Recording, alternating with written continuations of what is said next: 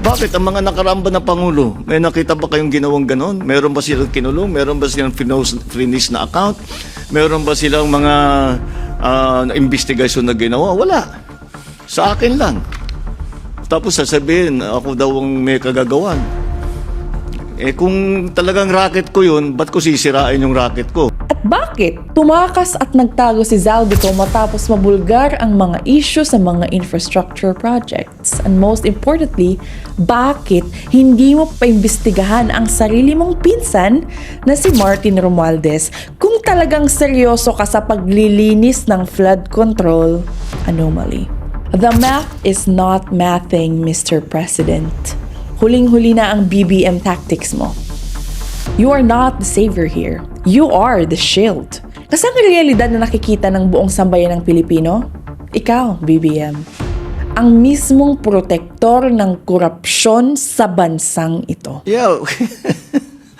Ano, kung hindi ko sinabi yung sinabi ko sa SONA, wala tayong pinag-uusapan na ganito. I'm the one who exposed all of this.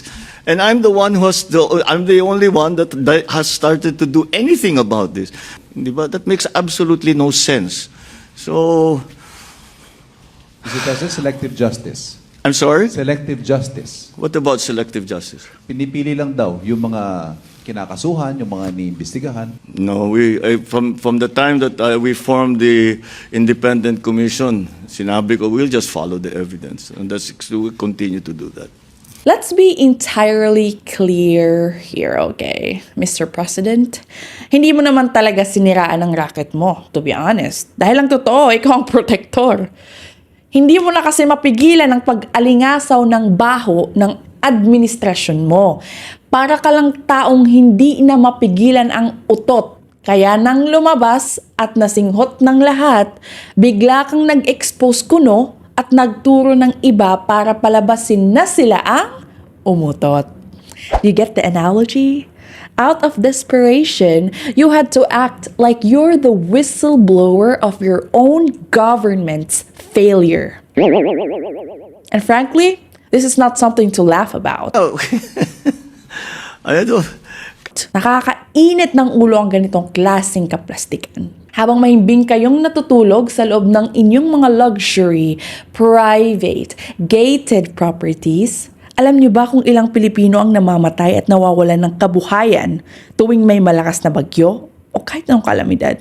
Ang mga ordinaryong Pilipino laging nabubuhay sa takot tuwing uulan dahil you failed to protect them. You failed to provide the basic assurance of safety. Wala kayong ibang ginawa kundi magdaos ng mga photo ops habang lumulubog ang bansa. At ngayon, gumagamit ka pa ng BBM tactics, kung saan pinalabas mo na ikaw pa ang nakatuklas. Ikaw pa raw ang nagsiwalat at nag-expose ng anomalya sa flood control. Napakagaling naman ng gaslighting script.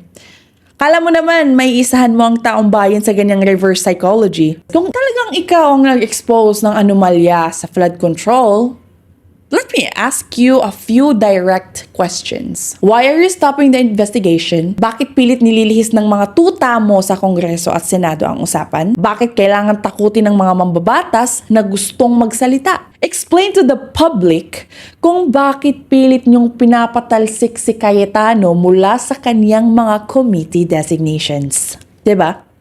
Bakit niyo kakasuhan at gigipitin ang mga witness at mga nagpapakatotoo na nagsisiwalat ng katotohanan sa likod ng bilyong pondo ng flood control? Bakit pilit niyong pinapa-impeach si VP Sara Duterte para lang mawala ang atensyon sa inyo? At bakit tumakas at nagtago si Zaldico matapos mabulgar ang mga issue sa mga infrastructure projects? And most importantly, bakit hindi mo paimbestigahan ang sarili mong pinsan na si Martin Romualdez kung talagang seryoso ka sa paglilinis ng flood control anomaly? Kasi kung totoong ikaw ang nagsiwalat nito, bakit wala pang nakukulong na korap? Bakit baliktad ang hustisya sa ilalim ng pamumuno mo?